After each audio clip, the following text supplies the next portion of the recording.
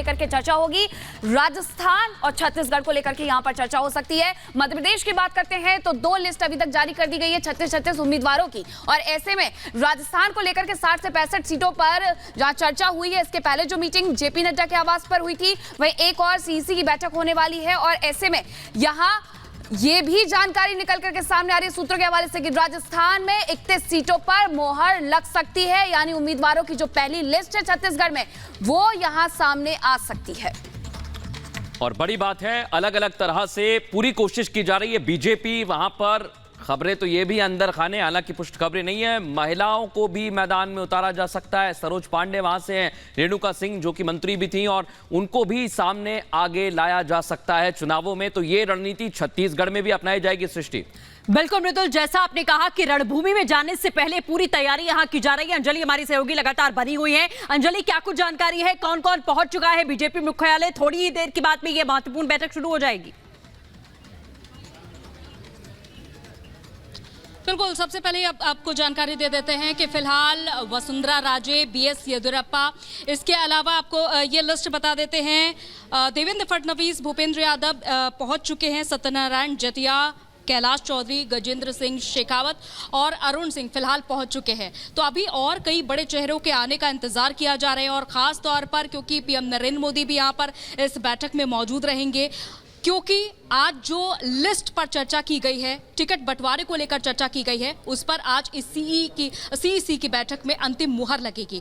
और अंतिम मुहर किन किन चेहरों पर लगेगी, फिलहाल निगाह इसी पर टिकी हुई है। और सबसे ज्यादा जो संभावना जताई जा रही है कि क्या राजस्थान में भी एमपी की तर्ज पर जहां पर केंद्रीय चेहरे उतारे जाएंगे, यानी कि केंद्रीय मंत्रियों को टिकट दिया जाएगा, ये भी यहाँ पर बड़ा सवाल बना हुआ है। खासतौर पर जैसा कि मैं अभी बता रही थी कि ए और डी कैटेगरी पर सबसे ज्यादा फोकस है। जहां पर बीजेपी सबसे ज्यादा मजबूत है उसको ए कैटेगरी में रखा गया है, उस पर भी सबसे ज्यादा फोकस है। और डी कैटेगरी जहां पर फिलहाल बीजेपी कमजोर है, उस जगह को और भी ज्यादा मजबूत बनाने की कोशिश बीजेपी की ओर से की जाएगी। तो 5 राज्यों के विधानसभा चुनाव और लोकसभा चुनाव को लेकर यह सीईसी की बैठक काफी अहम है।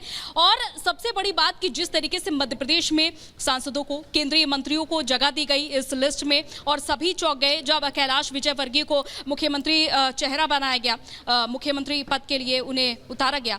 तो दूसरी बिल्कुल अंजलि, एक चेहरा नहीं कई चेहरे हैं, और राजनीतिक गलियारों में, सियासी गलियारों में इसकी चर्चा होने लगी कि कौन मुख्यमंत्री बनेगा। लेकिन चुनाव से पहले अभी जो स्थितियां हम देख रहे हैं वो काफी महत्वपूर्ण है। नाम कई सारे बड़े हैं जो इतने कद्दावर नेता हैं, लेकिन इस समय छत्तीसगढ़ पर भी खास फोकस किया जा रहा है। और इस बैठक से क्या समझा जाए अंजलि, आने वाले वक्त में छत्तीसगढ़ में भी कोई नई रणनीति देखने को मिल सकती है?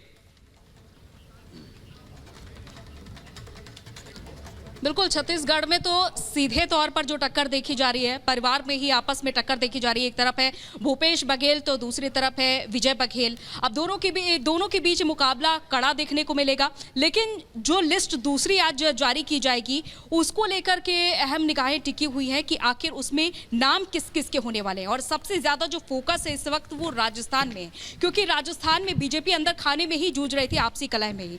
और उस बीच वसुंधरा राजे की ओर से भी कई मांगे रही हैं अभी तक कि उनके समर्थकों को टिकट दिया जाए। और ये देखना होगा कि क्या बीजेपी क्या उनकी मांगों को पूरा कर सकती है, क्या मांगों को पूरा करने वाली है, या फिर। बिल्कुल अंजलि, आप लगातार इस अहम बैठक जो थोड़ी देर के बाद में शुरू होने वाली नजर बनाए रखिएगा। हम आपको दोबारा से रुक करेंगे, लेकिन अब सीधे रुक करते हैं कि किस तरीके से प्रधानमंत्री ने परिवारवाद पर निशाना साधा। ये बड़ी खबर आपको बता दें कि प्रधानमंत्री नरेंद्र मोदी तेलंगाना दौरे पर थे और बीआरएस सरकार पर जमकर बरसते हुए नजर आए। कांग्रेस को भी आड़े हाथों लिया, साफ तौर पर कहा कि स्टीयरिंग जो है बीआरएस की वो किसी और के हाथ में है और इन्हें आदिवासियों की जरा चिंता नहीं है। ये तमाम बड़ी बातें प्रधानमंत्री करते हुए नजर आए और साफ कहा कि तेलंगाना अब बदलाव चाहता है, तेलंगाना बदलाव की मांग कर रहा है। जो वादे सरकार ने किए उसे पूरा नहीं किया, ये तमाम बड़े आरोप प्रधानमंत्री ने लगवाए। और तेलंगाना के महबूब नगर में आपको लगातार बता रहे हैं कि पीएम मोदी ने सीएम केसीआर और ओवैसी पर भी जमकर हमला बोला। मोदी ने कहा कि 2 परिवारों ने प्रजातंत्र पर कब्जा कर लिया है। हाल के वर्षों में तेलंगाना के लोगों ने लोकसभा, विधानसभा और निकाय चुनाव में भाजपा को मजबूत किया है। आज यहां जो जन सैलाब दिख रहा है, उससे मैं आश्वस्त हूं कि तेलंगाना के लोगों ने बदलाव का अपना इरादा पक्का कर लिया है। तेलंगाना बदलाव चाहता है क्योंकि अब राज्य में भ्रष्टाचार नहीं, पारदर्शी ईमानदार सरकार चाहिए। तेलंगाना बदलाव चाहता है क्योंकि अब उसे झूठे वादे नहीं, जमीन पर काम चाहिए।